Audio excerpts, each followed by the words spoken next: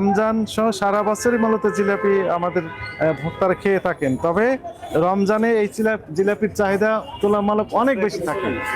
প্রায় সবাই, ডায়াবেটিক্স রোগী ছাড়া প্রায় সবাই চান যে এক প্যাঁচ অথবা দুই প্যাঁচ জিলাপি ইফতারে থাকুক, একসাথে যদি থাকে খুব ভালো এই যে লাগে। ভালো লাগে, এটি মনের কথাই বলেছেন। কিন্তু এই ফাঁকে কিছু অসাধু ব্যবসায়ী এই হাই ডোজ ব্যবহার করে মূলত এই জিলাপিগুলো তৈরি করা হচ্ছে। হাই ডোজ যখন ব্যবহার করা হচ্ছে তখন আমাদের একটা চ্যালেঞ্জ থেকে যাচ্ছে, সেটি হচ্ছে কিডনি ড্যামেজের যে আশঙ্কা, সেটা আমরা উড়িয়ে দিতে পারছি না।